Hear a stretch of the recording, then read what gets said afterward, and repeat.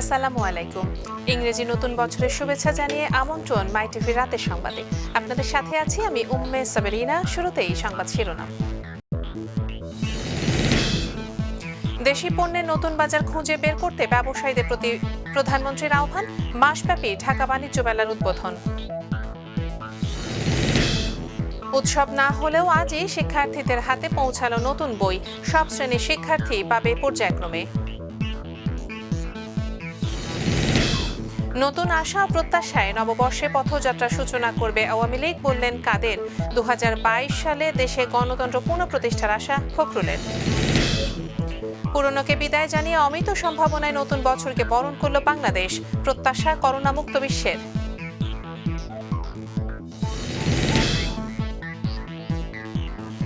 দর্শক শুনলেন শিরোনাম, এবার বিস্তারিত। শুরুতেই মাসব্যাপী বাণিজ্য মেলার খবর। বিদেশে দেশি পণ্যের নতুন বাজার খুঁজে বের করতে ব্যবসায়ীদের প্রতি আহ্বান জানিয়েছেন প্রধানমন্ত্রী শেখ হাসিনা। সকালে গণভবন থেকে ভিডিও কনফারেন্সের মাধ্যমে পূর্বাচলে ঢাকা আন্তর্জাতিক বাণিজ্য মেলার উদ্বোধন করে তিনি এ আহ্বান জানান। এবারের মেলায় বাংলাদেশ সহ বিশ্বের 21টি দেশের বিভিন্ন প্রতিষ্ঠানের 483টি প্যাভিলিয়ন স্টল থাকছে। বাণিজ্য মেলার জন্য একটি স্থায়ী জায়গা তৈরি হওয়ায় ব্যবসায়ীদের খরচ অনেকাংশেই কমবে বলে জানান প্রধানমন্ত্রী শেখ হাসিনা। আরও দেখুন রাকিব হাসানের রিপোর্টে। রাজধানীর পূর্বাচলে প্রথমবারের মতো স্থায়ী ঠিকানায় পর্দা উঠল ঢাকা আন্তর্জাতিক বাণিজ্য মেলার 26তম আসরের। গণভবন থেকে ভার্চুয়ালি যুক্ত হয়ে বাংলাদেশ চায়না ফ্রেন্ডশিপ এক্সিবিশন সেন্টারে আয়োজিত মেলার উদ্বোধন করেন প্রধানমন্ত্রী শেখ হাসিনা।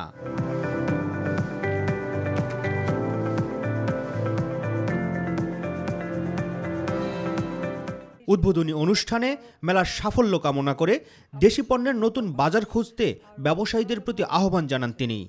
দেশকে স্বাবলম্বী করার ক্ষেত্রে আপনাদের সম্মিলিত প্রচেষ্টা জোরদার হোক, এই মেলা আয়োজনের উদ্দেশ্য সফল হোক, প্রতিযোগিতামূলক বিশ্বে আমাদের প্রিয় জন্মভূমি বাংলাদেশ মর্যাদা আসনে অধিষ্ঠিত হোক।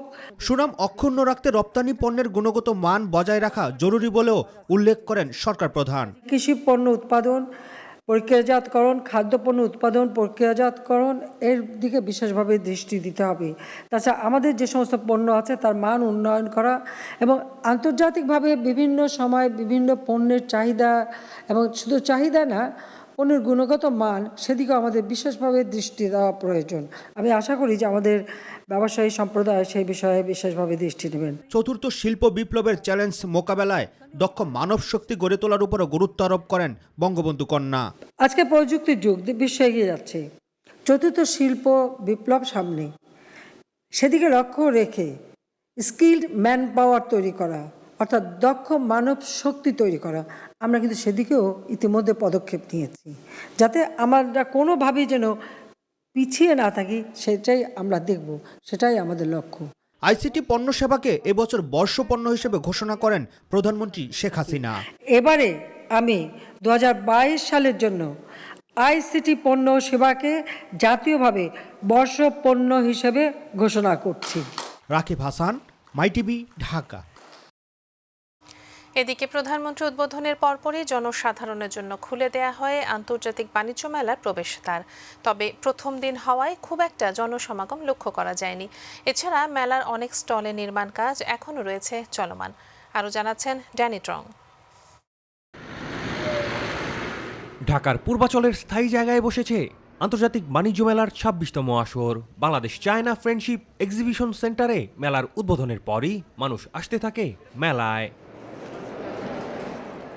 বিভিন্ন প্রতিষ্ঠান এখনও ব্যস্ত নিজেদের স্টল সাজানোর কাজে, আবার অনেক স্টলের নির্মাণ কাজ এখনও শেষ হয়নি।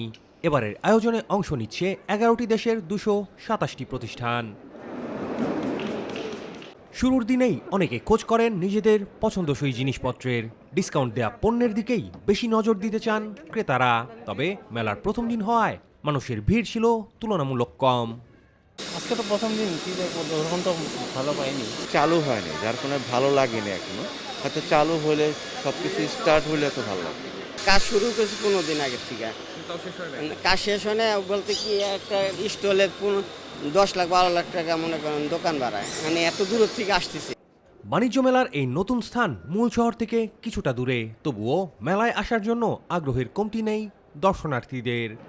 मैं तो कश्मीर का 3 पीस शॉल ऑल पश्मीना लाया है यहाँ पर और कहानी कैसा है? दाम हमार होलसेल प्राइस दे छाड़े होलसेल प्राइस में देते होलसेल कितना है? हमारा हो यहाँ 1400 से 1.5 लाख पर शॉल है यहाँ पर। আমি অনেক এক্সাইটেড বাণিজ্য মেলায় ফার্স্ট টাইম আসছি অনেক লং টাইম লেটার क्या क्या आएगा इसमें देखना बांग्लादेश पड़ेगा। में ऐसा मेला होता है तो ये इंडिया में भी होता है? हाँ इंडिया में भी होता है, अच्छा होता है। कंपेयर में कैसा लग रहा नहीं है अभी तो बांग्लादेश इंडिया? देखा नहीं, पूरा देखने के बाद बोल सकेंगे क्या होगा। প্রতিদিন সকাল 10টা থেকে রাত 9টা পর্যন্ত মাসব্যাপী চলবে এই মেলা। ট্যানিত রং, মাই টিভি, ঢাকা। এবার নতুন বছরের বই বিতরণের খবর। করোনা ভাইরাস পরিস্থিতির কারণে এবছরেও হয়নি বই উৎসব, তবে প্রায় সবার হাতেই উঠেছে নতুন বই, আর নতুন বই পেয়ে আনন্দিত শিক্ষার্থীরা। এবারে শিক্ষাবর্ষে 4,17,26,856 জন শিক্ষার্থীর মাঝে 34,70,22,130 কপি পাঠ্যপুস্তক বিনামূল্যে বিতরণ করা হচ্ছে। কিন্তু বছরের প্রথম দিনেই সব শিক্ষার্থীকে বই হাতে তুলে দেওয়া সম্ভব হয়নি। পর্যায়ক্রমে নতুন বই পাবেন শিক্ষার্থীরা। রাকিব হাসানের আরেকটি রিপোর্ট। নতুন বছরের শুরুর দিন করোনা মহামারীর জন্য এবার বই উৎসব না হলেও নতুন বই বিতরণ হয়েছে সারা দেশে। বর্ণমালার ছন্দে হারিয়ে যাওয়ার উল্লাস তাদের চোখে মুখে। এ দৃশ্য দেশের সবকটি বিদ্যালয়ের। উৎসব নেই তাতে কি, উচ্ছ্বাস তো রয়েছে। রাজধানীর স্কুলগুলো সকাল থেকে শিক্ষার্থীদের পদচারণায় ছিল মুখরিত। বছরের প্রথম দিন নতুন বই সংগ্রহ করতে বাবা মায়ের হাত ধরে বিদ্যালয়ে আসেন শিশু কিশোররা। প্রতি বছরের মতো এবারও বছরের প্রথম দিনই নতুন বই তুলে দেয়া হয় শিক্ষার্থীদের হাতে। অজানাকে জানতে চাওয়ার আনন্দ শিক্ষার্থীদের মনে, তাই তো ফুরফুরে মেজাজে নতুন বই উঁচিয়ে উচ্ছ্বাস কচিকাচাদের। এই যে নতুন বই পেলে কেমন লাগছে? খুব ভালো লাগছে। 2 3 4 5 6 বই দিয়ে কি করবে এখন? পড়বো। নতুন বই পেয়ে ভালো। বাংলা, গণিত, ইংরেজি, সমাজ, বিজ্ঞান আর ধর্ম। নতুন ক্লাসের বই হাতে পেয়ে যেন খুশির অন্ত নেই তাদের। ভালো লাগে, আমি বইয়ে মলার লাগাই প্রতি বছর অনেক অনেক ভালো। আলহামদুলিল্লাহ ভালো লাগছে, এই নতুন বই পেয়ে আমার অনেক আনন্দ হচ্ছে। শিক্ষার্থীদের উল্লাস দেখে অভিভাবক আর শিক্ষকদের মুখেও ফুটে ওঠে তৃপ্তির হাসি। একে তো জানুয়ারি মাস, আবার আগে থেকে এরকম আমরা নির্দেশনা পাইনি যে আনুষ্ঠানিকভাবে বই দেব, সেক্ষেত্রে উৎসাহ আছে। তবে শীতের দিন হয়তো আমাদের আর বলা আছে যে পর্যায়ক্রমে দেওয়া হবে। করোনার সংক্রমণ এড়াতে এবছর কিছুটা ব্যতিক্রম পদ্ধতিতে বই বিতরণ করা হচ্ছে বলে জানান স্কুল কর্তৃপক্ষ। ক্লাস 3 এবং ক্লাস 6 এর আজকে বই বিতরণ করেছি। পর্যায়ক্রমে সরকার যেভাবে আমাদেরকে নির্দেশনা দিয়েছে, যে তালিকা তৈরি করে দিয়েছে, সেইভাবে আমরা প্রতিদিন ওইভাবে আমরা বই বিতরণ করার কর্মসূচি তৈরি করে রেখেছি। যেহেতু বিধিনিষেধ আছে, আমরা নিজেরাও বুঝতেছি যে ওমিক্রনের থাবাটা যেন আমরা এড়াতে পারি, আল্লাহ যেন আমাদেরকে রক্ষা করে, সেই কারণে আমরা কোনো রকম গ্যাদারিং যাতে না হয় সেই ব্যবস্থা আমরা করেছি। রাকিব হাসান, মাই টিভি, ঢাকা। প্রসঙ্গ রাজনীতি। গণতন্ত্রকে প্রাতিষ্ঠানিক রূপ দিতে দেশের সকল গণতান্ত্রিক, দেশপ্রেমিক ও প্রগতিশীল শক্তিকে দায়িত্বশীল ভূমিকা পালনের আহ্বান জানিয়েছেন আওয়ামী লীগ সাধারণ সম্পাদক ওবায়দুল কাদের। আওয়ামী লীগের পক্ষ থেকে দেশবাসীকে ইংরেজি নববর্ষের শুভেচ্ছা জানিয়ে আহ্বান জানান তিনি। আওয়ামী লীগ গণমানুষের দল হিসেবে নতুন বছরে নতুন আশা ও প্রত্যাশায় নয়া উৎসর্গীকৃত চেতনায় নবতর পথযাত্রার সূচনা করতে চায় উল্লেখ করে ওবায়দুল কাদের আওয়ামী লীগকে আরও সুশৃঙ্খল, সুসংগঠিত, আধুনিক ও স্মার্ট রাজনৈতিক দল হিসেবে এদেশের গণমানুষের স্বপ্ন পূরণে ইতিবাচক অগ্রযাত্রায় অব্যাহত রাখার অঙ্গীকার করেন। গণতন্ত্রকে প্রাতিষ্ঠানিক রূপ দিতে দেশের সকল গণতান্ত্রিক, দেশপ্রেমিক ও প্রগতিশীল শক্তিকে দায়িত্বশীল ভূমিকা পালনের আহ্বান জানাচ্ছি। বাংলাদেশ আওয়ামী লীগের পক্ষ থেকে দেশবাসীকে জানাচ্ছি ইংরেজি নববর্ষের শুভেচ্ছা। Happy new year. 2022 সালে দেশে গণতন্ত্র পুনঃপ্রতিষ্ঠা করার আশাবাদ ব্যক্ত করেছেন বিএনপি মহাসচিব মির্জা ফখরুল ইসলাম আলমগীর। সকালে জাতীয় প্রেস ক্লাবে বাংলাদেশ ফেডারেল সাংবাদিক ও ঢাকা সাংবাদিক ইউনিয়ন আয়োজিত শোক সভায় তিনি একথা বলেন। এ সময় তিনি আরও বলেন, অসুস্থ বিএনপি চেয়ারপারসন বেগম খালেদা জিয়া জীবন মৃত্যু সন্ধিক্ষণে। এই ইস্যুতে বিএনপি গণতান্ত্রিক আন্দোলন অব্যাহত রাখবে বলেও এ সময় জানান দলের মহাসচিব মির্জা ফখরুল ইসলাম আলমগীর। এস.এম. খোরশেদ আলমের রিপোর্ট। সকালে জাতীয় প্রেস ক্লাবে সদ্য প্রয়াত সাংবাদিক নেতা রিয়াজউদ্দিন আহমেদের স্মরণে শোক সভার আয়োজন করে বিএফইউজে ডিইউজে। এ সময় বিএনপির মহাসচিব মির্জা ফখরুল ইসলাম আলমগীর 2022 সালকে গণতন্ত্র পুনঃপ্রতিষ্ঠার বছর বলে উল্লেখ করেন। আমরা অত্যন্ত আশাবাদী, ইনশাআল্লাহ আমাদের গণতন্ত্রের যিনি আপসীন নেত্রী, যিনি স্বাধীনতা সার্বভৌমত্বের প্রতীক, আমাদের দেশনেত্রী বেগম খালেদা জিয়াকে আমরা মুক্ত করতে সক্ষম হব এবং তার সুচিকিৎসা নিশ্চিত করে তাকে আবার তার যেখানে জায়গা, সেই জনগণের জায়গায় তাকে ফিরিয়ে আনতে সক্ষম হব। বিকেলে রাজধানীর মহানগর নাট্যমঞ্চে ছাত্রদলের প্রতিষ্ঠা বার্ষিকীতে প্রধান অতিথি হিসেবে বক্তব্য রাখেন বিএনপির মহাসচিব। নানা ব্যর্থতার দায় নিয়ে সরকারকে এই মুহূর্তে পদত্যাগ করার আহ্বান জানান মির্জা ফখরুল ইসলাম আলমগীর। এখনো সময় আছে, দুদু সাহেব যেটা বললেন, এই মুহূর্তে পদত্যাগ করেন, পদত্যাগ করে একটা নিরপেক্ষ সরকারের হাতে ক্ষমতা দেন এবং তাদের অধীনে নির্বাচন কমিশন দিয়ে নির্বাচন করে জনগণের সরকার প্রতিষ্ঠা করার ব্যবস্থা করেন, অন্যথায় পালাবারও পথ খুঁজে পাবেন। এস.এম. খোরশেদ আলম, মাই টিভি, ঢাকা। জানাবো নতুন বছর বরণের খবর। আতশবাজি চোখ ধাঁধানো আলোয় নতুন বছর 2022কে বরণ করে নিয়েছে পুরো বিশ্ব। গতরাতে সর্বপ্রথম নিউজিল্যান্ড, অস্ট্রেলিয়া নতুন বছরকে বরণ করে নেয়। এরপর সময়ের ব্যবধানে বিশ্বের বিভিন্ন দেশ ঝলসে ওঠে আলোক ছটায়। সবার প্রত্যাশা, এ আলোয় আলোকিত হবে পৃথিবী, দূরীভূত হবে যত দুঃখ, ক্লেশ আর ভয়। মার্জিয়া মান্নানের রিপোর্ট। ওমিক্রন ছড়ানোর ভীতির মধ্যে এসেছে নতুন বছর, তাই পুরনো বছরকে বিদায় দিয়ে নতুন বছরকে বরণ করে নিল বিশ্ববাসী। বর্ণিল আতশবাজির মধ্য দিয়ে বিশ্বের প্রথম শহর হিসেবে 2022 সালকে বরণ করে নিয়েছে অস্ট্রেলিয়ার সিডনি শহরের বাসিন্দারা। নতুন বছরের প্রথম প্রহরকে বরণে সিডনির হারবার ব্রিজ আর অপেরা হাউসের আকাশ ছেয়ে যায় আতশবাজির আলোয়। তবে ওমিক্রনের কারণে এবার নিউজিল্যান্ডের রাজধানী অকল্যান্ডে নতুন বছরকে বরণে কোনো আয়োজন ছিল না। শুধু শহরের একটি ব্রিজ থেকে একটি লাইট শো আলোকিত করেছে শহরকে। এদিকে যুক্তরাষ্ট্রের নিউ ইয়র্কের টাইমস স্কোয়ারে প্রতিবারের মতো এবারও বসে নতুন বছরের ক্ষণগণনার আয়োজন। তবে এই আয়োজনে জনসমাগম সীমিত করা হয়েছে। মস্কোতেও আতশবাজির মধ্য দিয়ে নতুন বছরকে বরণ করে নেওয়া হয়েছে। করোনার কারণে সব উৎসব বাতিল করা হলেও টেমস নদীর ওপর চোখ ধাঁধানো আতশবাজি আর লাইট শোর মধ্য দিয়ে নতুন বছরকে বরণ করে নিয়েছে লন্ডনের বাসিন্দারা। করোনার কারণে এশিয়ার দেশগুলোতেও বর্ষবরণ অনুষ্ঠান সীমিত করা হয়েছে। দক্ষিণ কোরিয়ায় মধ্যরাতের ঘণ্টা বাজানোর অনুষ্ঠান বাতিল করা হয়েছে। জাপানের প্রধানমন্ত্রী ফুমিও কিশিদা জনগণকে মাস্ক পরতে ও অনুষ্ঠান সীমিত করার আহ্বান জানিয়েছেন। করোনা সংক্রমণ বেড়ে যাওয়ায় সতর্ক অবস্থায় থাকা চীন বিভিন্ন শহরে বর্ষবরণের অনুষ্ঠান বাতিল করেছে। ইন্দোনেশিয়ার জাকার্তায় বর্ষবরণের ভিড় এড়াতে 11টি সড়ক বন্ধ করে দেওয়া হয়েছে। মালয়েশিয়ায় বড় ধরনের জমায়েত বাতিলের পাশাপাশি পেট্রোনাস টুইন টাওয়ারে আতশবাজিও বাতিল করা হয়েছে। তবে উত্তর কোরিয়ার রাজধানী পিয়ংইয়ংয়ে মধ্যরাতে আতশবাজির প্রদর্শন করেছে। মার্জিয়া মান্নান, মাই টিভি। চলে গেল আরও একটি ইংরেজি বছর, এসেছে নতুন বছর।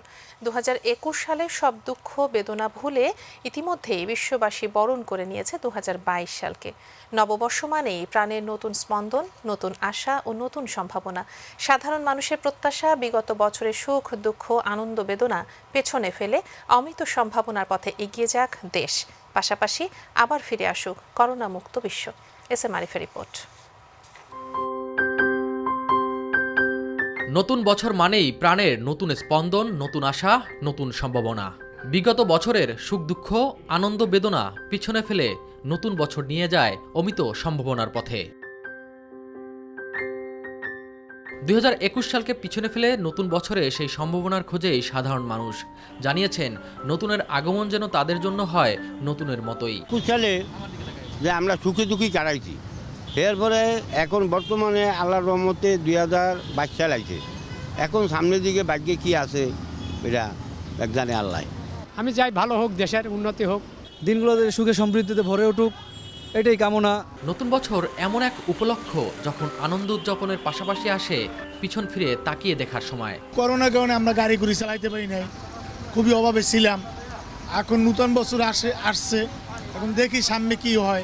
2-3বার লকডাউন গেল না, ওই অবস্থায় গাড়ি ঘুরি চালায় মানে তেমন একটা রুজি করতে পারি নাই।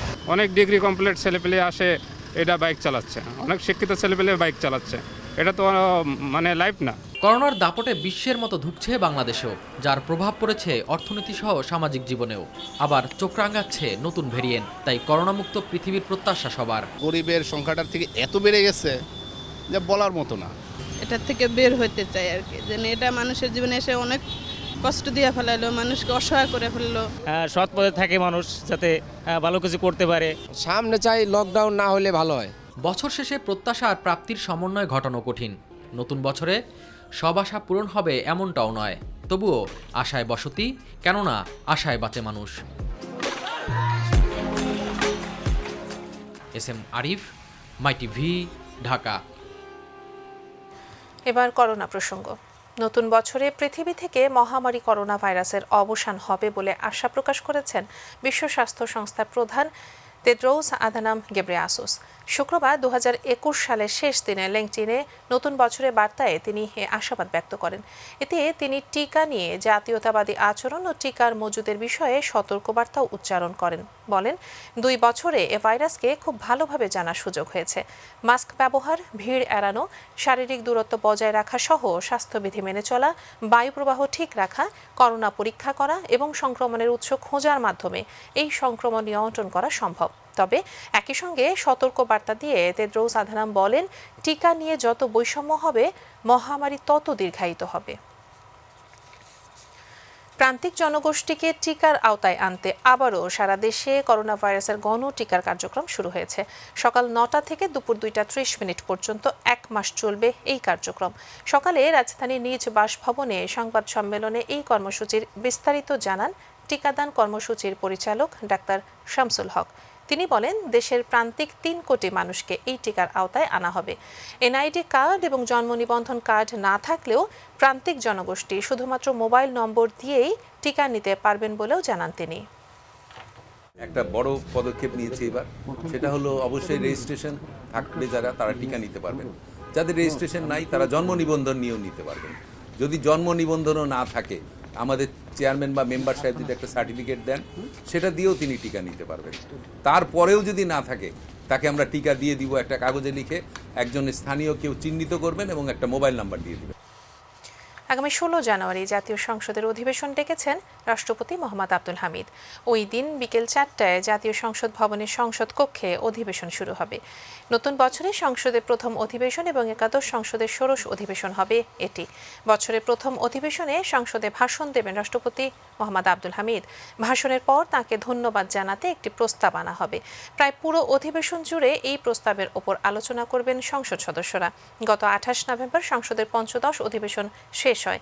সংবিধান অনুযায়ী জাতীয় সংসদের এক অধিবেশন থেকে আরেক অধিবেশনের মধ্যে সর্বোচ্চ 60 দিনের বেশি বিরতি দেওয়ার সুযোগ নেই।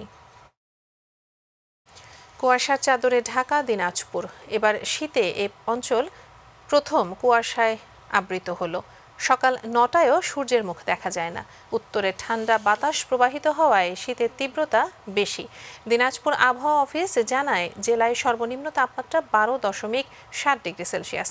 রাতের তাপমাত্রা ক্রমান্বয়ে আরও হ্রাস পেতে পারে এবং বছরের শুরুতেই উত্তরের এই অঞ্চলের ওপর দিয়ে শৈত্যপ্রবাহ বয়ে যাওয়ার আভাস দেয়।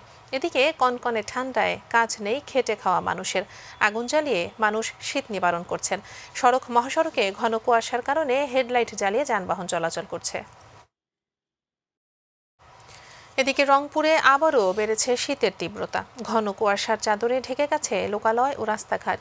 দিনের বেশ অনেকটা সময়ে দেখা মেলে না সূর্যের। হেডলাইট জ্বালিয়ে সড়কে যান চলাচল করছে। গ্রামগঞ্জে খড়কুটো জ্বালিয়ে শীত নিবারণের চেষ্টা করছেন শিশুসহ বয়স্ক নারী পুরুষ।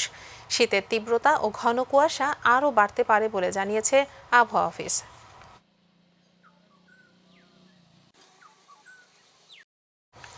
সিরাজগঞ্জের উল্লাপাড়ায় শীতে কয়েকদিন ধরে শিশুদের ডায়রিয়া সহ শীতজনিত রোগের প্রকোপ বেড়েছে। শীতের প্রভাবে শিশুদের নানা রোগ নিয়ে উপজেলা স্বাস্থ্য কমপ্লেক্সে ভর্তি করছেন অভিভাবকরা। রোটা ভাইরাসের প্রভাবে শীতের হিমেল হাওয়ার কারণে ডায়রিয়া রোগীর সংখ্যা বাড়ছে বলে জানিয়েছেন চিকিৎসকরা। তাই অভিভাবকদের বাড়তি সচেতন হওয়ার পরামর্শ তাদের। প্রতিনিধি রেজাউল করিম বাচ্চুর তথ্যচিত্রে বিস্তারিত জানাচ্ছেন শিউলি রোজা। সিরাজগঞ্জের উল্লাপাড়া উপজেলার স্বাস্থ্য কমপ্লেক্সে ডায়রিয়া সহ ঠান্ডাজনিত রোগীর সংখ্যা দিন দিন বেড়েই চলছে। এ সকল রোগীর মধ্যে বেশিরভাগই 1 বছরের কম বয়সী শিশু। গত কয়েকদিনে ডায়রিয়া ও ঠান্ডাজনিত রোগে আক্রান্ত হয়ে স্বাস্থ্য কমপ্লেক্সে শিশু রোগীরাই বেশি ভর্তি। এর মধ্যে অনেকেই আবার চিকিৎসা নিয়ে সুস্থ হয়ে বাড়ি ফিরেছে। পানির মতন পায়খানা করতো, সেই জন্য কালকে বিকালবেলা নিয়েছে হাসপাতালে। সমস্যা এখন ধরেন যে আবার ঠান্ডা কাশি জেগে গেছে। আবহাওয়ার পরিবর্তন ও শীতের তীব্রতা বেড়ে যাওয়ায় শিশুরা ঠান্ডাজনিত রোগে ভুগছে বলে জানান অভিভাবকরা। আজ 2 দিন ধরে আসা হয়েছে, কালকে সকালে চিকিৎসা মোটামুটি ভালো। শীত নিবারণ করতে না পারা ও রোগ প্রতিরোধ ক্ষমতা কম থাকায় শিশুদের আক্রান্ত হবার কারণ বলে মনে করেন চিকিৎসকরা। ডায়রিয়াজনিত কারণে ভর্তি আছে, মাত্র 2 জন বাচ্চা ভর্তি আছে হচ্ছে শ্বাসকষ্টজনিত কারণে। তো আসলে শীতকালে সমস্যাগুলো একটু বেড়ে যায়। ঠান্ডাজনিত রোগ থেকে শিশুদের বাঁচাতে অভিভাবকদের সচেতন থাকার আহ্বান জানান তারা। আমাদের উপজেলা হেলথ কমপ্লেক্সে শীতকালে সাধারণত ডায়রিয়াজনিত কারণে শিশু বাচ্চাদের সংখ্যা বাড়ে। এছাড়াও শ্বাসকষ্টজনিত কারণেও কিছু বাচ্চা থাকে। শিউলি রোজা, মাই টিভি।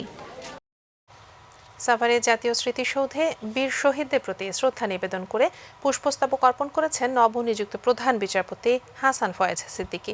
শনিবার দুপুরে তিনি জাতীয় স্মৃতিসৌধে পুষ্পস্তবক অর্পণ করেন। এ সময় তাঁর সঙ্গে ছিলেন আপিল বিভাগের বিচারপতি মোহাম্মদ নুরুজ্জামান, বিচারপতি ওবায়দুল হাসান, সুপ্রিম কোর্টের রেজিস্ট্রার জেনারেল মোহাম্মদ আলী আকবর সহ সুপ্রিম কোর্টের অন্যান্য কর্মকর্তারা। এর আগে শনিবার সকালে ধানমন্ডির 32 নম্বরে বঙ্গবন্ধু প্রতিকৃতিতেও পুষ্পস্তবক অর্পণ করে শ্রদ্ধা জানান প্রধান বিচারপতি। দেশের স্বনামধন্য প্রতিষ্ঠান নোভা ইলেকট্রনিক্সের সারা দেশের সকল ডিলারকে নিয়ে বাণিজ্যিক প্রতিষ্ঠান নোভার আরও একটি ভবনের উদ্বোধন করা হয়েছে। রাজধানী নয়াপল্টনে নোভা 3 এর বহুতল নতুন এই ভবনটির উদ্বোধন করেন ধর্ম প্রতিমন্ত্রী ফরিদুল হক খান। 2031 সালের মধ্যেই সমৃদ্ধির বাংলাদেশ বিশ্বায়নের কাতারে থাকবে বলেও মন্তব্য করেন ফরিদুল হক খান।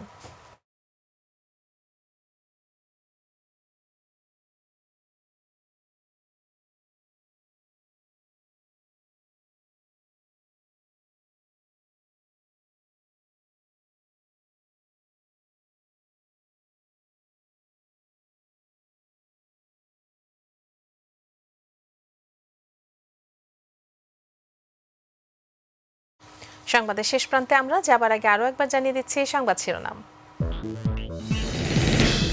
দেশি পণ্যের নতুন বাজার খুঁজে বের করতে ব্যবসায়ীদের প্রতি প্রধানমন্ত্রী আহ্বান। মাসব্যাপী ঢাকা বাণিজ্য মেলার উদ্বোধন। উৎসব না হলেও আজই শিক্ষার্থীদের হাতে পৌঁছালো নতুন বই। সব শ্রেণীর শিক্ষার্থী পাবে পর্যায়ক্রমে। নতুন আশা প্রত্যাশায় নববর্ষে পথযাত্রার সূচনা করবে আওয়ামী লীগ, বললেন কাদের। 2022 সালে দেশে গণতন্ত্র পুনঃপ্রতিষ্ঠার আশা ফখরুলের। পুরনোকে বিদায় জানিয়ে অমিত সম্ভাবনায় নতুন বছরকে বরণ করল বাংলাদেশ। প্রত্যাশা করোনা মুক্ত বিশ্বের।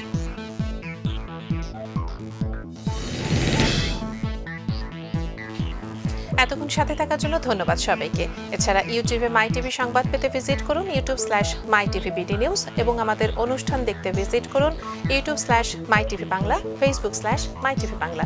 পরবর্তী সংবাদ আয়োজন রয়েছে রাত 12:30 দেখার আমন্ত্রণ জানিয়ে বিদায় নিচ্ছি আমি উম্মে সাবরিনা। দর্শক, করোনা সংক্রমণ রোধে সবাই সতর্ক থাকুন, অবশ্যই মাস্ক পরুন, স্বাস্থ্যবিধি মেনে চলুন। আল্লাহ হাফেজ।